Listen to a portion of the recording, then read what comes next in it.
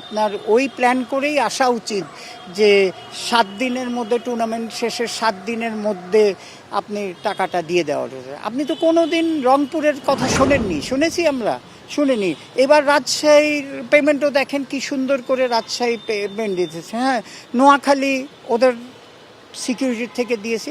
নোয়াখালী আমি 3rd-এ রাখবো, তারপর সিলেটকে রাখবো। আর চিটাগংয়ের সিচুয়েশন তো আপনারা জানেনই, যে চিটাগং যেহেতু আপনার তারা নিজের থেকেই উইথড্র করেছিল, তো ক্রিকেট বোর্ড নিয়েছে। তো আমার সাজেশন টু অল যারা টিম নিতে চায় যে ভাই আপনারা প্রিপেয়ার হয়ে আসেন। এইভাবে তো প্লেয়ার পেমেন্ট এইভাবে আপনি মানে মানুষদের চেস করে করে করে টাকা বার করা ইজ রিয়েলি ডিফিকাল্ট। আগে ভাই এটা শেষ করে নিই, কারণ আসলে এটা খুব ডিফিকাল্ট একটা জায়গা। হ্যাঁ, সো অনেক প্রেশার। তো আগে আমার যে টার্গেট হচ্ছে যে ঢাকার পেমেন্টটা আমাদের ক্লিয়ার করতে হবে। এইটার পরে বাকি যা হিসাব নিকাশ করে অ্যাকাউন্টসটা শেষ করে আমি তখন নিয়ে দেব। পরের বছর পরেরটা দেখা যাবে, কিন্তু right now I am just concentrating on Dhaka. ভালো টিম যেগুলি, রাজশাহী, রংপুর, এদের নিয়ে তো সমস্যা হচ্ছে না, প্রেশারও দিতে হচ্ছে না।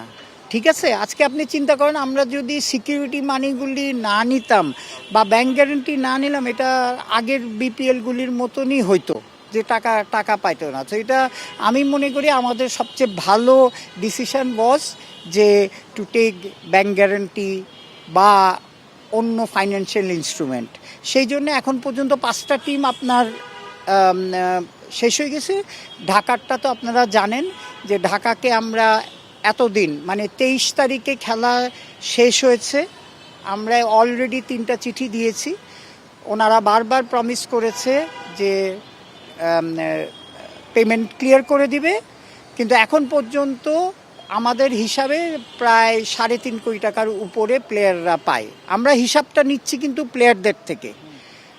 এখন আমাদের কাছে যে 2টা ব্যাংক গ্যারেন্টি ছিল সেটা এনক্যাশমেন্টের জন্যে আমরা ব্যাংকে পাঠিয়ে দিয়েছি। ব্যাংকের প্রসিডিওর অনুযায়ী ধরেন 7-8 দিনের মধ্যে ব্যাংক ওদের নিয়ম অনুযায়ী ওই টাকাগুলি আমাদের, এটা আনকন্ডিশনাল ব্যাংক গ্যারেন্টি ছিল, তো ওরা আমাদের কাছে টাকাটা দিয়ে দিলে আমরা তখন এই ঢাকাকেও ডাকবো, প্লেয়ারদেরও ডাকবো, তারপরে ফাইনাল যে অ্যামাউন্টটা আসবে এগুলি ক্রিকেট বোর্ড থেকে দিয়ে দিব, দিয়ে বাকি টাকা ওদের রিফান্ড করে দিব।